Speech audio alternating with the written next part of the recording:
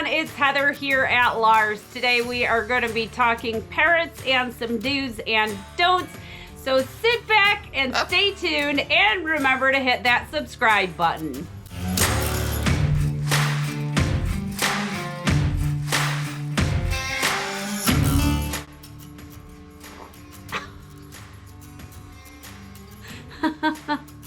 Make yourself at home. A lot of people get in touch with me and they have this idea that they want to adopt a certain bird. Sometimes it's because they've done a little bit of research and think that that bird is going to fit their personality, and other times it's because they've seen some fun, awesome videos on YouTube or TikTok with parrots and they aspire to having a bird like that. So first of all, I want to let you guys know that TikTok and other YouTube videos are not 100% accurate. That's something that I am doing different here with our channel. I am not going to sugarcoat things for you guys. I want to make sure that you know exactly how it is to take care of one of these animals. But one thing you may not know is exactly the right type of cage and exactly the right type of toys that you should be using with your bird. So we're going to go over a couple of specifics here and talk through this, and I'm going to show you guys kind of the setups that we have for our birds and why caging is so very important when it comes to birds.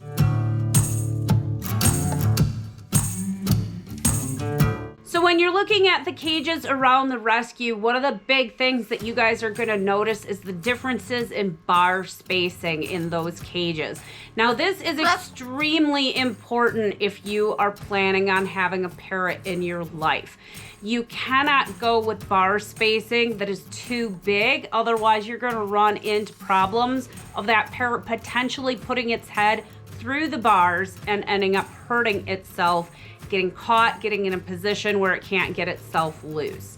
So when you're looking at different size birds, you're gonna look at the size of the head, and that's how you're gonna base your bar spacing. So for example, if we're looking at a cage for a finch, we don't wanna go any more than a 1/2 inch bar spacing, because any more than a 1/2 inch is gonna allow that bird to get its head through the bars. And that's the same thing when we're talking about budgies and lovebirds and other really, really small birds like that. Now lovebirds, you can actually get away with having bar spacing of about 3/4 of an inch and they're still gonna be okay, but a 1/2 an inch is really, it's playing it safe. It's doing so much better for that animal. Now when you get into your bigger mid-sized birds, you're actually gonna be looking for a bar spacing that is 3/4 of an inch to an inch maximum. And again, that really depends on the bird. If you're looking at a green cheek conure, you're gonna go with 3/4 inch bar spacing. If you're looking at a sun conure, you can probably get away with 1 inch bar spacing because that bird isn't gonna stick its head through those cage bars. Samantha, there is no way you're going to be able to keep your beak in check on my soft arm. So let's take it up a notch to the next size bird, which is going to be like your small cockatoos. And those guys can definitely have a little bit wider bar spacing. Now you're still not going to want to go past about 1.25 inches for your bar spacing.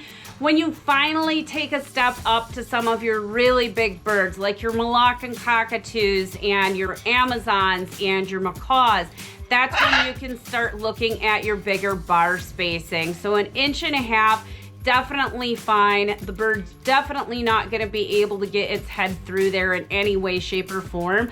That is, however, the maximum amount that we recommend for bar spacing for a bird. It is all about avoiding injury. These animals can do ridiculous things, and nobody is going to be at home absolutely 24/7 all the time, 365 days a year. You're gonna need to maybe go to work or at least go to the grocery store, and your bird is actually going to be home. And so you're gonna wanna make sure that that bird isn't gonna be able to get itself into trouble while you're gone. Again, it's about keeping everything safe, keeping your bird happy, healthy, and well. Are you happy? Oh, she's biting my fingers now. Oh no, oh no, oh no. He's biting my fingers.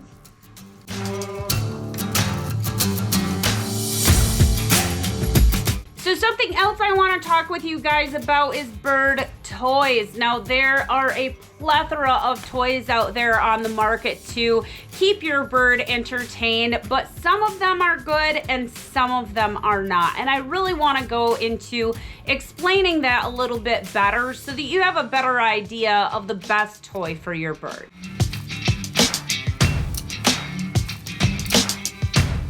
Rule number one when you are looking for a bird toy for your bird, do not get anything that is painted. Now that's going to include beads, that's going to include your number and letter blocks that are similar to like a child's toy, and that's going to include any other material that is painted. Now the reason for that is because you want to make sure that you're not giving your parrot anything that they really shouldn't be ingesting. And even though your bird isn't apt to eat one of those blocks or eat a bead that is painted, they can still get flecks of paint in them, and it can sit in their crop and it can lead to toxicity in their bodies.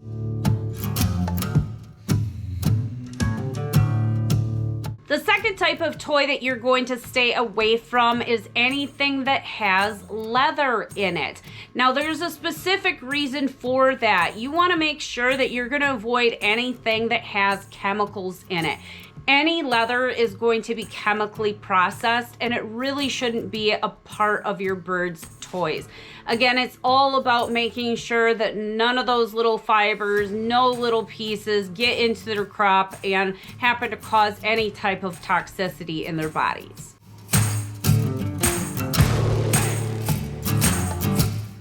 Another type of toy that you are going to want to avoid is anything with cotton fibers. Now this one is up for debate, and a lot of people say, well, I've never had a problem, and so I don't see what the big deal is. If you're using anything like cotton rope in your bird's cage, there is a chance that your bird is going to ingest some of those fibers.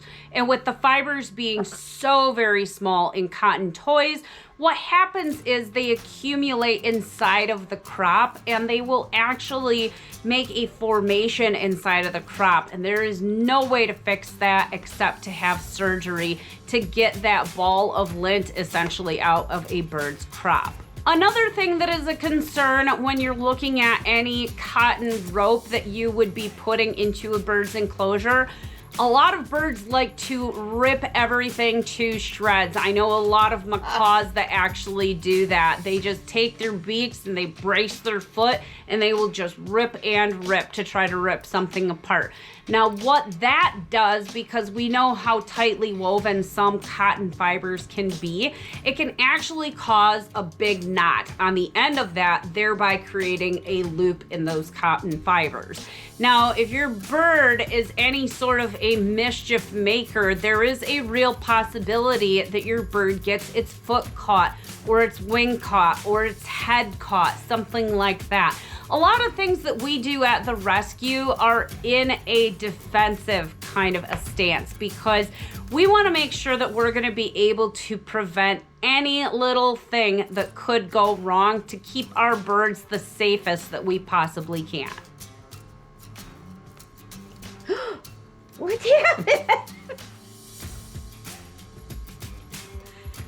You just molted a feather and I picked it out.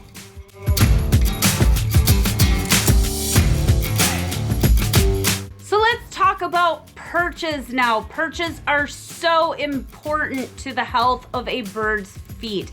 You want to make sure that you're providing perches in the cage that are going to be more than just a dowel perch.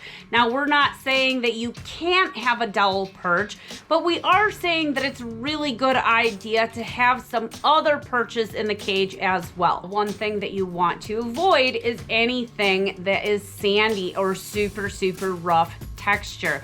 The pad of a bird's foot is actually really super soft. So you want to make sure that you're providing your bird with the absolute best that you can for their perch, because you don't want anything that's gonna cause bumblefoot or any other types of problems with the bird's foot. So you wanna look for a perch that, if any texture is involved, that it's more of a mild texture, that it's not gonna be super duper rough. Or there are perches out there as well that are gonna be smooth on top and sanded on the side. All right, guys, thank you so much for watching this week's video. And as always, if you ever have any questions about any birds or reptiles, definitely feel free to reach out either via Facebook or by email. And I hope you guys have an awesome day.